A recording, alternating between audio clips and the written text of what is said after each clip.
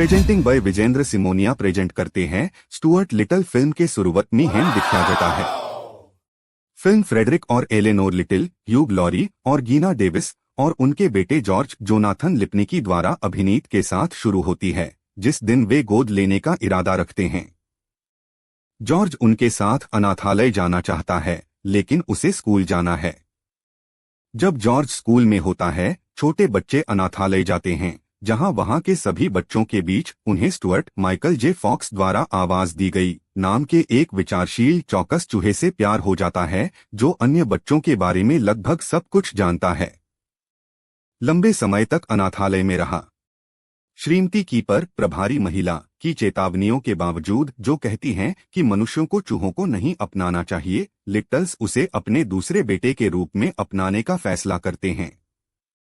घर पहुंचने के तुरंत बाद स्टुअर्ट परिवार की बिल्ली स्नोबेल, नाथन लेन द्वारा आवाज दी गई, से मिलता है, जो तुरंत स्टुअर्ट को खाने का प्रयास करता है।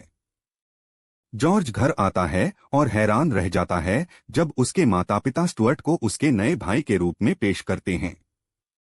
जॉर्ज पहले तो सोचता है कि यह एक मजाक है, लेकिन जब उसे पता चलता है कि वे गंभीर हैं, तो चौंक जाता है। उस रात स्नोबेल स्टुअर्ट से मिलने जाता है और अनुरोध करता है कि वह एक लो प्रोफाइल रखे, ताकि अन्य बिल्लियों द्वारा देखे जाने और स्नोबेल की छवि को नुकसान पहुंचाने से बचने के लिए। गली बिल्लियां हमेशा के लिए हंसेंगी अगर उन्होंने सुना कि पालतू बिल्ली के साथ एक चूहा था। जॉर्ज पहले उदास और कुछ हद तक निराश है और स्टुअर्ट के साथ अवमानना करता है। वह अंततः एक परिवार के जमावड़े में आ जाता है जब वे उसे स्टुअर्ट के साथ कैच खेलने के लिए प्रोत्साहित करते हैं। स्टुअर्ट स्नोबेल के क्रोध को भी अर्जित करता है जब उसका दोस्त Monty the mouth, Steve Zahn द्वारा आवाज दी गई भोजन के लिए आता है। जैसे ही स्नोबेल उसे स्टुअर्ट को देखने से रोकने की कोशिश करता है, स्टुअर्ट एक अलमारी से अनाज का डिब्बा निकालने की कोशिश करते हुए एक दृश्य बनाता है। जब वह उसे देखता है और उसे पता चलता है कि वह परिवार का सदस्य है, तो मोंटी अपने आप को रोक नहीं पाता। क्रोधित होकर स्नोबेल स्टुअर्ट को मारने की कोशिश करता है, जो तहखाने में भागकर बाल बाल बच जाता है। इधर स्टुअर्ट को पता चलता है कि जॉर्ज एक प्लेरूम रखता है और दोनों आपस में बातचीत करते हैं और आखिरकार जॉर्ज स्टुअर्ट को अपने भाई के रूप में स्वीकार करने के लिए आता है। स्टुअर्ट को यह भी पता चलता है कि जॉर्ज अपने आकार की एक खिलौना कार रखता है। वे अगले हफ्ते सेंट्रल पार्क बोट रेस के लिए जॉर्ज की होममेड मॉडल बोट वास्प को पूरा करने के लिए एक साथ काम करने का फैसला करते हैं। स्नोबेल तथापि समाप्त नहीं हुआ है। वह और मोंटी उस रात स्मोकी चेज पार्लिमेंटेरी द्वारा आवाज दी गई एक माफिया डॉन जैसे रूसी ब्लू, जो गली बिल्लियों का नेता है, से मिलने के लिए एक गली में जाता है। चूंकि स्नोबेल नहीं चाहता कि स्टुअर्ट मारा जाए, इसलिए वह गली की बिल्लियों के साथ स्टुअर्ट को लिटिल हाउस से निकालने की योजना बनाता है। 92वीं वार्षिक सेंट्रल पार्क बोट रेस के दिन ततैया समाप्त हो जाती है और वे सेंट्रल पार्क पहुंच जाते हैं।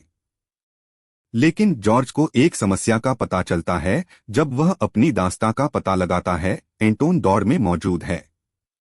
उसी समय स्टुअर्ट गलती से जॉर्ज के रिमोट कंट्रोल को नष्ट कर देता है, जिससे उसकी नाव निष्क्रिय हो जाती है। इसकी भरपाई के लिए स्टुअर्ट खुद नाव का नियंत्रण अपने हाथों में ले लेता है। हालांकि एंटन अपनी बहुत बड़ी नाव को अन्य नावों में घुसाकर और उन्हें डुबाकर धोखा देने का प्रयास करता है। जब वह स्टुअर्ट की नाव के साथ ऐसा ही करने का प्रयास करता है, तो स्टुअर्ट एंटोन की नाव को निष्क्रिय करते हुए अपनी पाल की रेखा में काटने का प्रबंधन करता है। स्टुअर्ट बाद में दौड़ जीतता है।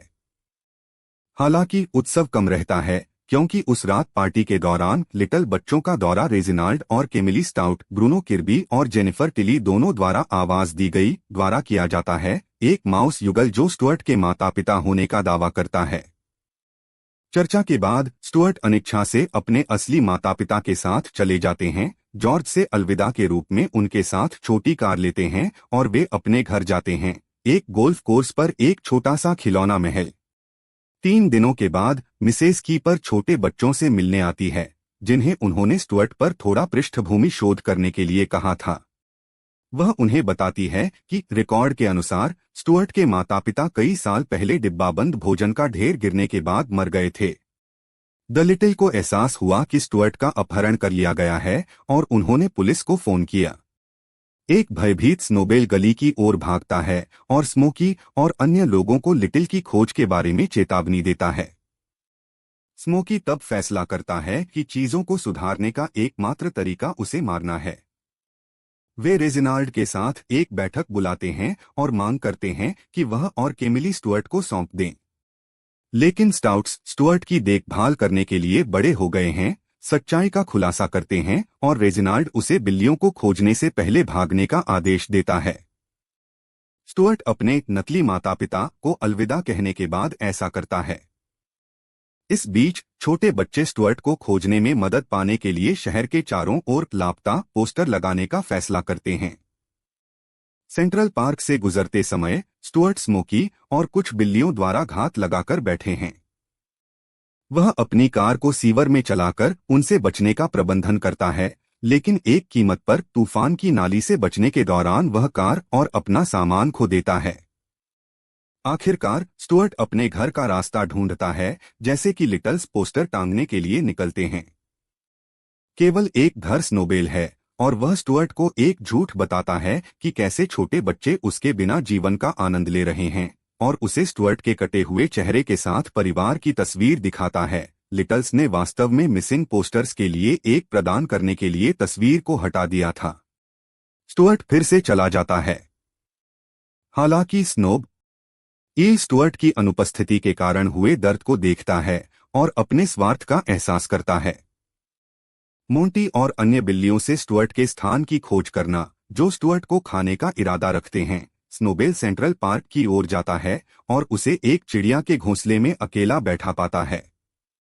स्नोबेल हालांकि अन्य बिल्लियों को चालू करता है और स्टुअर्ट के साथ भाग जाता है, उसके झूठ को स्वीकार करता है और यह कि परिवार वास्तव में उससे प्यार करता है, वह वास्तव में केवल वही है जो उससे नफरत करता है। बिल्लियां उन्हें पकड़ लेती हैं और स्नोबेल स्मोकी को स्टुअर्ट पर हिट बंद करने के लिए मनाने का प्रयास करती है, लेकिन मना कर दिया जाता है। इसके बजाय स्मोकी बिल्लियों को स्टुअर्ट और स्नोबेल दोनों को मारने का आदेश देता है। स्टुअर्ट ने स्नोबेल के कॉलर को हटाकर बिल्लियों को लुभाने के लिए इसका इस्तेमाल किया। बिल्लियां पीछा करती हैं और अंत में स्टुअर्ट को एक पेड़ की शाखा से लटका देती हैं। स्टुअर्ट को पकड़ने के लिए बिल्लियां एक निचली शाखा पर एक साथ समूह बनाती हैं, लेकिन स्नोबेल अंतिम समय में इसे तोड़ देती है और बिल्लियों को नीचे पानी में भेज देती है। स्मोकी स्नोबेल के पीछे छिप जाता है और उसे मारने वाला होता है जब स्टुअर्ट एक पतली शाखा छोड़ता है जो स्मोकी के चेहरे पर लगती है और उसे पानी में गिरा देती है। क्रोधित और अपमानित स्मोकी चलता है, केवल एक कोने में कुत्तों द्वारा मारे जाने के लिए। मोंटी और दूसरी बिल्लियां भी फुसफुसाते हुए और शर्मिंदा होकर पानी से बाहर निकल आती हैं। स्नोबेल और स्टुअर्ट घर चले जाते हैं और स्टुअर्ट अपने परिवार के साथ एक गर्म पुनर्मिलन साझा करते हैं। उन्हें बताते हैं कि स्नोबेल ने उन्हें घर में मदद की। छोटे बच्चे स्टुअर्ट और स्नोबेल को अंदर लाते हैं और सोने के लिए तैयार खिड़कियां बंद कर देते हैं। आशा करता हूं आप सभी को मूवी एक्सप्लेनेशन पसंद आया होगा। आप सभी चैनल को सब्सक्राइब करें और लाइक शेयर भी कर लीजिए ताकि आगे में ऐसे ही एक्सप्लेनेशन लाता रहूं। धन्यवाद।